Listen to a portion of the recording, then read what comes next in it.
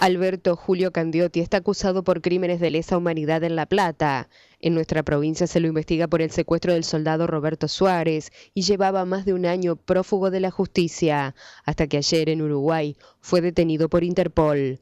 A Candiotti se le imputan los delitos de privación ilegítima de la libertad y torturas cometidos en la Brigada de Investigaciones de San Justo, en la provincia de Buenos Aires. Pero también deberá responder por la suerte de Suárez, mientras él se desempeñó como capitán en Anfibios de Santo Tomé. En el programa, la esposa de Suárez nos brinda más detalles de la causa y el periodista Nicolás Novaiza nos cuenta de qué manera Candiotti, una vez finalizada la dictadura, comenzó a tejer su red de impunidad.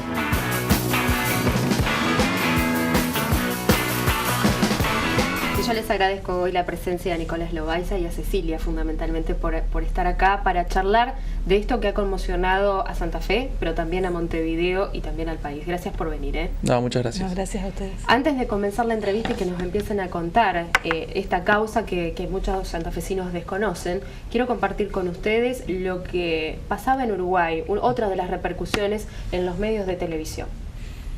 El teniente coronel retirado Alberto Julio Candiotti era buscado por Interpol Argentina desde marzo de 2012.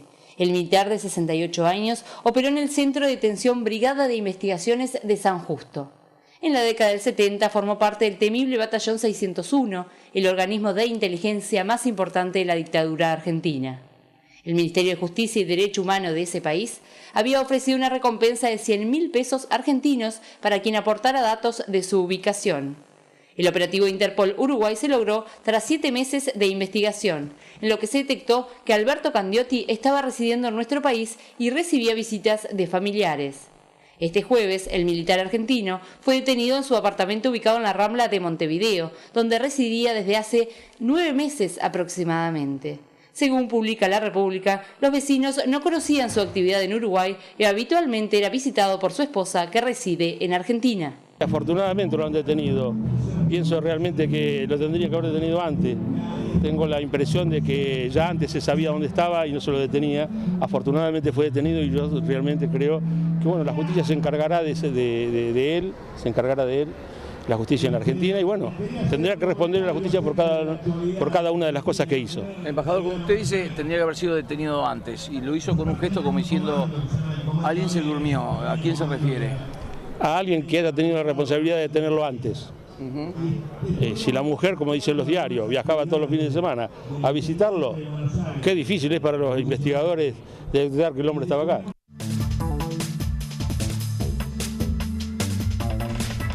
¿Difícil o la impunidad era tanta que no se lo podía detener, Cecilia? Es probable, sí, es más probable lo segundo.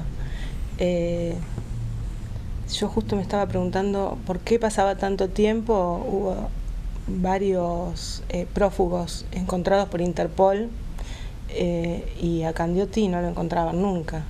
Y como dice el informe, la señora viajaba a visitarlo, no era muy difícil encontrarlo. Bueno, la verdad que la razón la deben saber solamente los que estaban involucrados en eso. Cecilia, te propongo que nos cuentes y le cuentes a muchos santafesinos la vinculación de Candiotti en la causa santafesina, en la causa de tu esposo. Bueno, yo soy querellante en la desaparición de mi esposo y la verdad es que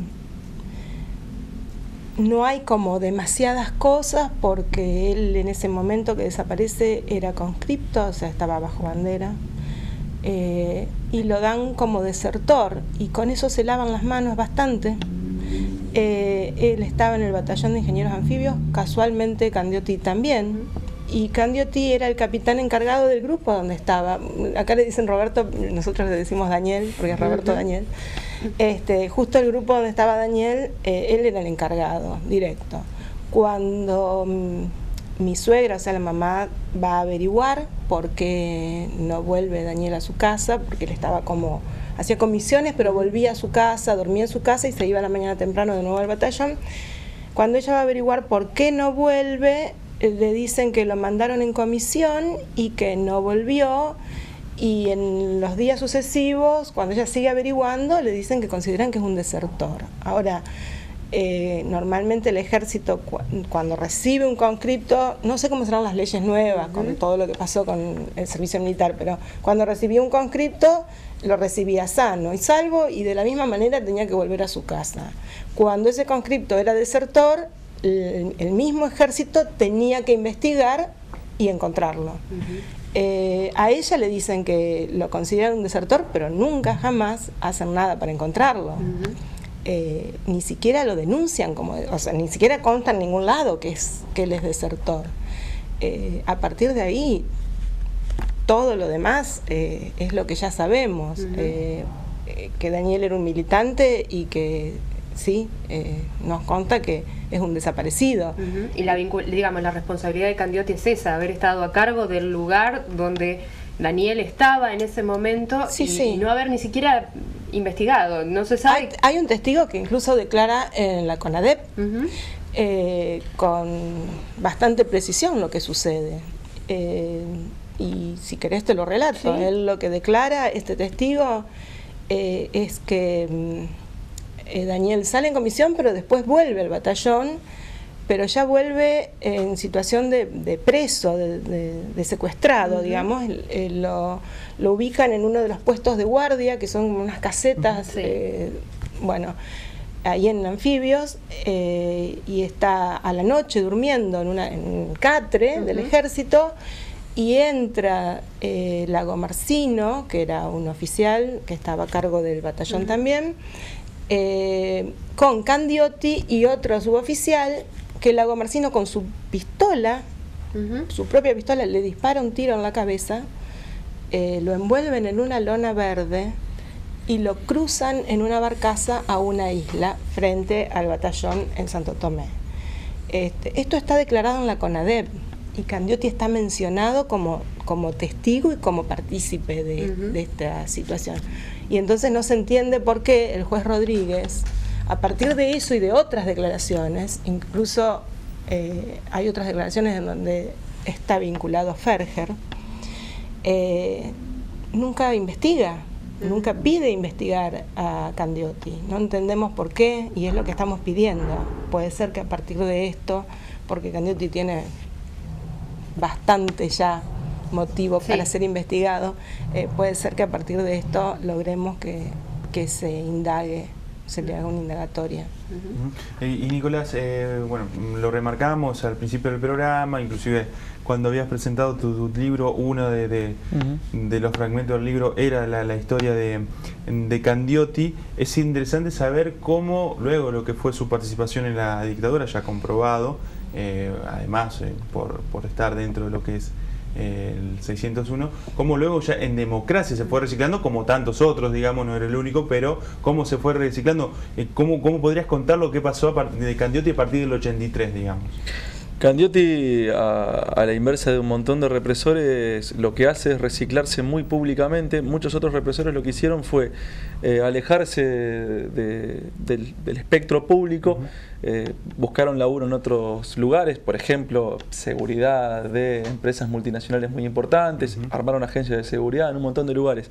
Candioti hace lo inverso, se recicla públicamente en democracia y lo hace con un perfil muy alto. Siempre fue un tipo de perfil muy alto en Santa Fe y además de un apellido muy importante en la ciudad. Nosotros siempre decimos que ser un Candioti en Santa Fe, ese apellido está muy vinculado a sectores de poder en la sociedad. No significa que todas las ramas lo estén, pero sí al menos la rama de Alberto Julio Candioti. Él se recicla en el deporte, siempre fue muy cercano al turf, al básquet y básicamente al fútbol. Fue vicepresidente de Colón, fue representante en AFA de Colón, fue candidato a presidente de Colón y fue hasta el año 2008, hace 4 años nada más, 5 años, asesor de Julio Humberto Grondona en la AFA. Cuando yo remarco su participación en Colón y AFA, no lo hago diciendo que Colón y AFA tienen una responsabilidad institucional sobre lo que hizo Candioti en la dictadura, sino que pongo como ejemplo eso. Candioti construyó su impunidad a través de su vida política en el deporte, básicamente en Colón y en la AFA. Y fue un tipo siempre de estrechos lazos con un sector del peronismo en la provincia. De hecho, durante la década del 90 llegó a estar, durante todo el menemismo, fue el tipo más importante del área jurídica del RENAPER, lo cual ya es un contrasentido, porque un tipo que venía de la inteligencia pasa a manejar los datos de todos los argentinos durante el menemismo, y cuando el menemismo pierde las elecciones, uno de los primeros decretos del gobierno de la Alianza pasa a declararlo titular del RENAPER en el año 1999, un decreto que lo pueden encontrar fácilmente y que está firmado por Federico Estabrani, en aquel momento ministro del Interior. Candioti hace su vida política a través del deporte y del RENAPER básicamente para construir impunidad. De hecho, pesaba mucho en la Interpol en aquel momento. Con su importancia en RENAPER tenía mucha influencia sobre Interpol, y yo estoy convencido que esa influencia en Interpol hizo que él se confiara y creyera que Interpol no iba a capturar. Hoy lo ayudó a estar más de un año prófugo, seguramente algún contacto que haya tenido en esa época. Sí, yo estoy convencido que es así. Aparte, mencionabas el tema de la impunidad, el tema de manejarse públicamente, de conseguir cargos políticos importantes y de ubicarse en un lugar de Uruguay que no es, digamos, no es como se dice públicamente estaba fondeado, estaba en un lugar de máxima exposición. Sí, sí. ¿Cómo puede ser que nadie, más allá de que el Interpol llega, pero llega tarde, digamos, porque... bueno, a los familiares que esperan es mejor tarde que nunca, me imagino, pero se esperó, se esperó más de un año. Sí, sí. Yo insisto, me parece que yo estoy muy sorprendido con que Candioti esté detenido. La verdad. ¿Vos pensabas que nunca lo iban a detener? Estaba absolutamente convencido de que no lo iban a detener por lo que decía, porque, por ejemplo, hace muy poquito hubo una decisión de congelar cuentas, congelar tarjetas de crédito de un montón de ex represores, y Candioti no estaba en la lista de los represores a los que se le habían congelado cuentas bancarias y tarjetas de crédito. Por eso pensaba que se hayan salteado Candioti de esa decisión tenía que ver con el peso político que él supo tener y con la impunidad que le brindaron quienes lo protegieron durante muchos años. Por eso me sorprende la caída de Interpol, y me parece que lo que declaraba el embajador argentino en Uruguay, de que tantas veces haya sido visitado por su esposa, marca eso. La esposa también creía que Candioti no lo iban a encontrar, si no hubiera salido todos los fines de semana hacia Uruguay para verlo. Y en principio, bueno, la orden de detención era del 6 de marzo de 2012 por la causa en La Plata. En La Plata. Uno entiende que, bueno, el pedido de extradición va a ser para que responda por ese caso. Aquí en Santa Fe, ustedes como querellantes van a pedir que obviamente también venga a declarar o se presente aquí en la justicia. Sí, ya se está trabajando, o sea, nunca se paró. Pero ahora, sabiendo que está detenido... y realmente las pruebas están, la causa está ya armada, y bueno, yo los términos legales, la verdad, no los quiero decir porque seguramente digo a uno que no corresponde, pero los abogados estuvieron siempre trabajando con esta cuestión, y sí, tenemos ya listo todo para pedir que el juez Rodríguez haga su trabajo, digamos. ¿No? Y bueno, tenemos un fiscal ahora que la verdad que ya yo personalmente, en una situación particular, he comprobado que podemos confiar en él, y bueno, vamos a ver si con esto podemos hacer que se investigue, ¿no? Yo no lo quiero acusar como que... Porque primero hay que investigar, nadie niega ese paso de la indagatoria y de que se investigue, pero tenemos un todo testimonio que lo ubica en el lugar preciso, en el momento en el cual desaparece Daniel, o suficiente ya como para que se investigue. Y la causa de Daniel, porque hoy en la nota que le hacían los chicos a Pedraza en el noticiero, daba a entender que la causa de Daniel o está separada o forma parte de lo que se llama, se investiga los homicidios ocurridos durante la dictadura. Sí, forma parte. Forma parte de esa misma causa. No es una causa independiente. No.